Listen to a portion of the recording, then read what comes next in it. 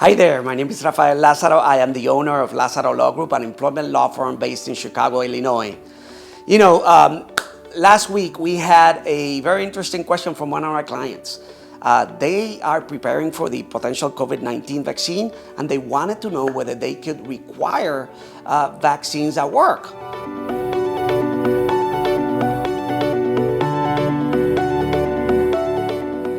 That led to a bunch of research from our team. And I thought that I would share some of the results of that research with you. Before I go into my tips, I do want you to know, however, that the EOC has not issued specific guidance on a COVID-19 vaccine. That means that this video is based on case law and what the EOC has said so far in terms of other vaccines at work, not the COVID-19 vaccination. And because this is a pandemic and we haven't seen this before, that might tip the scales towards allowing mandatory vaccination at work. But here, leaving that aside, here are my 3 tips if you are thinking about requiring vaccinations at work. Tip number 1, know your industry. There's a lot of people out there in the internet saying that the employer can kind of willy-nilly impose a vaccination at work. I think that's wrong. There is a case from the 8th Circuit that establishes that a vaccine is a medical examination at work. That means that if you are going to require a vaccine from your current employees, it must be job-related and consistent with business necessity.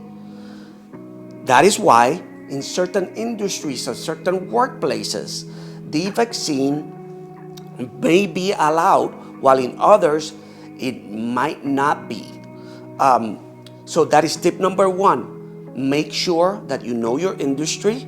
Make sure that the vaccine in your specific industry is job-related and consistent with business necessity.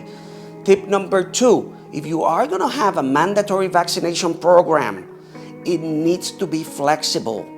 And that is because even in those industries where there is a high risk that your employees are gonna get the virus, some employees might still raise their hands and say, I don't want to take the vaccine because of a disability or a medical condition under the ADA or because of my religious beliefs.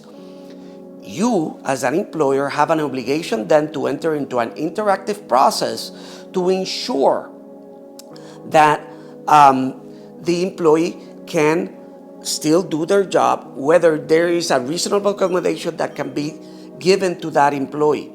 So that is tip number 2. Your mandatory vaccination program must be flexible enough to allow for accommodations. Last but not least, you gotta watch out for the NLRA. Section 7 of the NLRA protects employees' rights to engage in concerted activity.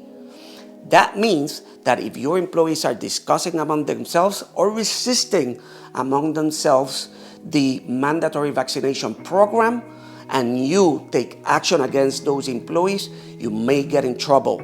You may get a charge. So those are my tips in terms of mandatory vaccinations.